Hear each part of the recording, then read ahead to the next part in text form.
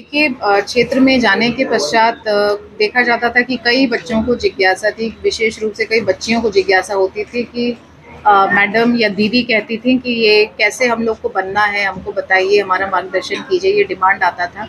तो इसी आलोक में ये कार्यक्रम शुरू किया गया है, जिसमें बच्चों को इसमें पार्टिसिपेट करने दिया जाता है, खुल के उन्हें प्रश्न पूछने की आज़ादी दी जाती है और उनके मन में कई प्रकार के प्रश्न होते हैं कि हम ये करना चाहते हैं लेकिन इसको कैसे करना है इसकी हमें जानकारी नहीं है, या फिर हम आगे क्या करें ये हमको समझ में नहीं आ रहा है, या उनकी जो अलग इश्यूज़ हैं कि पढ़ाई में किसी प्रकार की बाधा है, फैमिली से कैसे डील करना है, डिप्रेशन से कैसे डील करना है, फेलियर से कैसे निपटना है, बहुत तरह की उनकी जिज्ञासाएं होती है, उस पर यहाँ पर चर्चा होती है और एक पॉजिटिव आउटकम उसका आता है कि जो बच्चे डरते हुए भी आते हैं और वो एक कॉन्फिडेंट बच्चे के रूप में यहाँ से निकलते हैं। तो ये बहुत खुशी की बात है कि परिवर्तन हो रहा है धीरे धीरे और ज़्यादा से ज़्यादा बच्चों को इस मुहिम से हम लोग जोड़ सकें, ये हम लोगों का प्रयास होगा। इसके पश्चात युवाओं को भी हम लोग इससे जोड़ सकें ताकि उन्हें सही दिशा में वो आगे बढ़ सकें, यह भी प्रशासन प्रयास करेगा।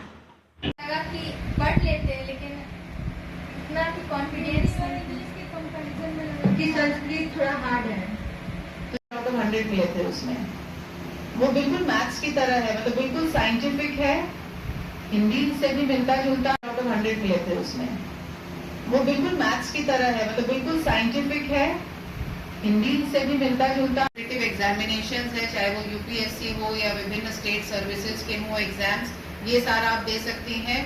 और एक बार कोई घटना हो के इंजीनियरिंग, मेडिकल एक्सेट्रा, लॉ, ये सब आप लोग कर सकते हैं। उसकी तैयारी एमबीए के लिए आप लोग तैयारी कर सकते हैं, तो ये शुरू कर देना है ना।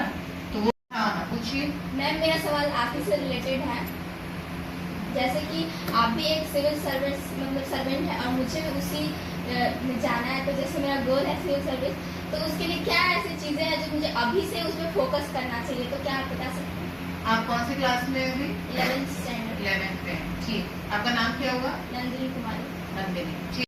और उनसे नई नई बातों का पता चला। बोले वो लोगों की बातों पर ध्यान नहीं देने के लिए, सिर्फ अपने गोल लक्ष्य पे ध्यान देने के लिए, बस यही। कभी सुनी थी इस तरह का कार्यक्रम कोई कलेक्टर दीदी किया है? नहीं। आज कलेक्टर तो सामने से मिलने बहुत खुशी हुई मिले तो। क्या इच्छा है तुमको, क्या बनना चाहती हो? IPS। क्यों? क्योंकि हमें देश के लिए लड़ना है, इसलिए। क्या नाम आपका? सिमरन कुमारी। ये कार्यक्रम जो चल रहा है इससे तुमको क्या फायदा हो रहा है बताओ? बहुत नई नई चीज़ों के बारे में पता चल रहा है, सभी प्रकार के, जैसे लोगों के मतलब कैसे सब होता है। बस कोचिंग और इनमें, कोचिंग में भी और इसमें क्या लगता है कि दोनों में कितना जल्दी सीख रही हो कि क्या करना है? यहीं पे सीखे, यहाँ से बहुत, इतना नहीं सीखते, यहाँ पे बहुत कुछ सीख लिया। अच्छा लग रहा है ना? बहुत।